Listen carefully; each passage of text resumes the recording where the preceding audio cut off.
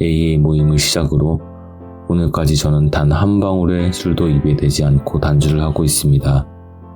그리고 이제는 저 스스로 부족하고 부끄럽다고 여기기보다는 회복하는 알코올 중독자로서 술을 마시지 않고 삶을 마주하고 있는 저를 자랑스럽게 여기고 있습니다.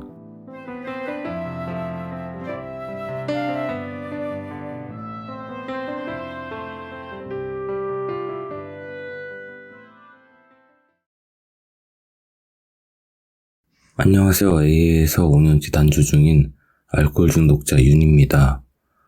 저는 이남 중 둘째로 태어났습니다. 형제 순위부터 이야기하는 이유는 저의 중독자로서의 삶에 이런 부분도 영향을 미쳤다고 생각하기 때문입니다. 저는 태어나면서부터 타인에게 사랑을 받는 것에 욕심이 매우 많았습니다. 아마도 둘째로 태어나 온전히 혼자서 가족의 사랑을 받지 못한 것이 결핍으로 남았을 것이라고 조심스럽게 생각을 해봅니다. 그래서 저는 잘난 사람이 되고 싶었습니다. 어린 마음에 잘난 사람이 되면 더 사랑을 받을 수 있다고 믿었던 것 같습니다. 그런데 언젠가부터 제 삶에 문제가 생기기 시작했습니다. 저는 그저 공부도 다른 것들도 잘하고 싶었을 뿐이지만 그 욕심이 너무 지나쳤던 것 같습니다.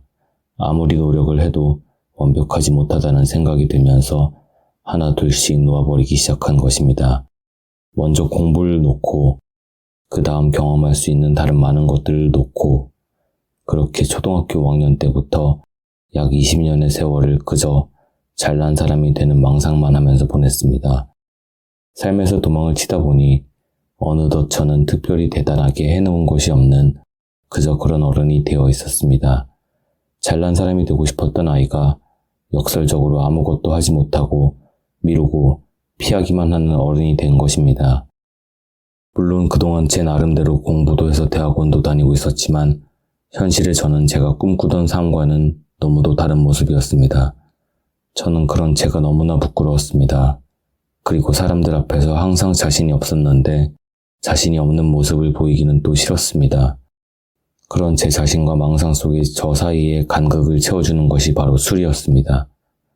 술에 취해 있는 동안에는 다른 사람들이 제 본 모습을 알고 실망하지 않을까, 나를 우습게 생각하지 않을까 하는 두려움에서 벗어나 자유롭고 당당한 제가 될 수 있었으니까요. 그렇게 저는 술에 깊게 빠져들게 되었습니다. 처음에는 불안을 감추고 당당한 모습이 되기 위해 마셨던 술이 어느 순간부터는 하루를 위로해주는 역할을 하게 되었습니다. 온종일 사람과의 관계에서 지쳐 돌아온 날이면 술만이 저를 위로해 주었죠. 혼자서 집에서 마시는 술은 저의 하루 중 유일하게 숨을 쉴 수 있고 긴장이 풀리는 그런 시간이었습니다. 특히 남들이 다 출근을 할 때, 밖이 밝을 때 마시는 술은 그렇게 짜릿할 수가 없었습니다. 술을 마시지 않아도 술을 마셔야겠다는 마음만 먹어도 기분이 좋아지는 것을 느꼈습니다. 그렇게 저를 위로해주던 술은 어느 순간부터 제게는 없어서는 안 되는 존재가 되었습니다. 사람을 만날 때는 반드시 술을 마셔야 대화를 할 수 있었고 술을 마시지 않으면 다른 사람들과 한 공간에서 전혀 수업을 들을 수 없게 되었죠. 술을 마시지 않으면 제 머릿속은 다른 사람들의 생각으로 가득 찼습니다. 저 사람은 왜 인사를 받지 않지? 내가 무엇을 잘못했나? 그때 내가 왜 그렇게 이야기를 했지? 그래서 그런가? 하지만 술을 마시면 이런 생각들이 차분해졌고 괴로운 마음들이 잠시 잊히는 것 같았습니다. 그리고 어느 순간부터는 하루 24시간 술에 취해 있게 되었습니다. 술에서 깨면 보이는 현실을 아예 마주하기 싫었습니다. 당시에 저는 형과 둘이 살고 있었는데 형이 출근하고 나면 형 카드로 술을 사다가 마시기 시작했습니다. 정신을 잠시 차려보면 바닥에 오줌을 눈 것도 발견하기도 했습니다. 술을 마시지 말아야겠다고 수없이 각오했지만 결국 다시 술을 사러 가게 되었습니다. 거울을 보며 제 뺨을 후려 갈기기도 했지만 이번만 마시자는 그 생각을 억누를 수가 없었습니다. 너무 괴로웠습니다.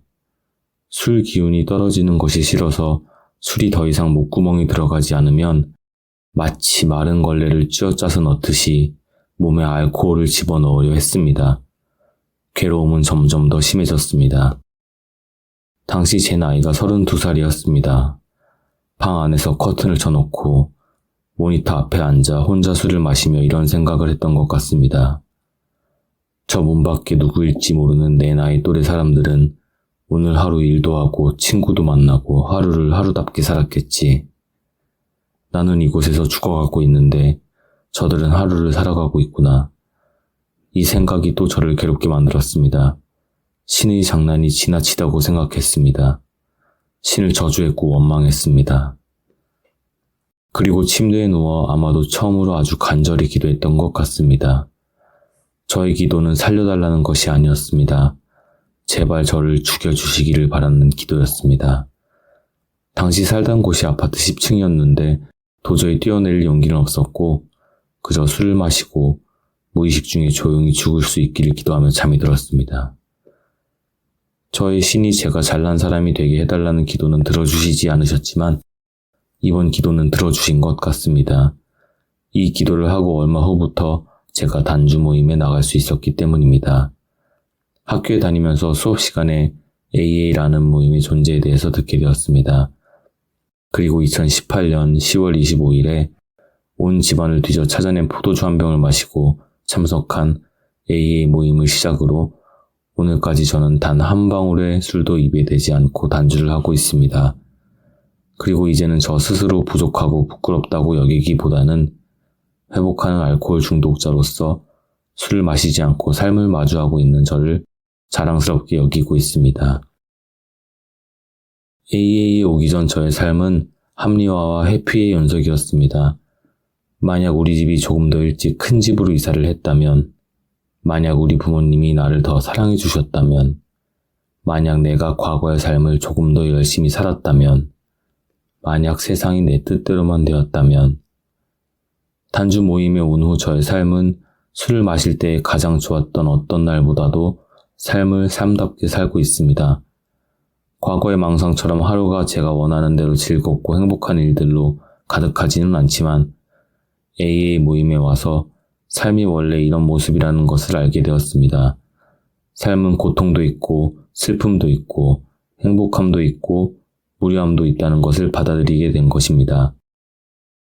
그리고 항상 문득문득 떠올라 저를 괴롭게 만들던 과거의 삶과도 화해하게 되었습니다.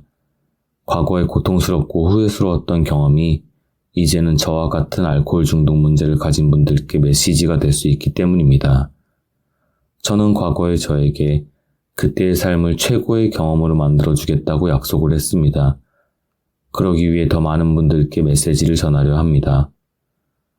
마지막으로 오늘 이렇게 메시지를 전할 수 있게 허락해주신 저의 신과 AA 모임, 그리고 멤버 선생님들께 감사드립니다. 신과 모임과 멤버 선생님들과 12단계 프로그램이 없었다면 저는 지금도 제 뜻대로 되지 않는 세상을 탓하며 술에 숨어 저의 삶을 저주하고 있었을 것입니다. 지금의 저는 직장을 다니고 연로하신 부모님을 모시고 병원에 다니고 쉬는 날이면 모임을 다니고 친구를 만나는 하루하루를 살고 있습니다. 비록 제가 과거에 상상했던 대단한 삶은 아니지만 이제는 삶을 삶이라는 관점에서 바라보며 하루를 살아갈 수 있습니다. 다시 한번 제게 삶을 돌려주신 신과 AA 그리고 멤버 선생님들께 진심으로 감사드립니다.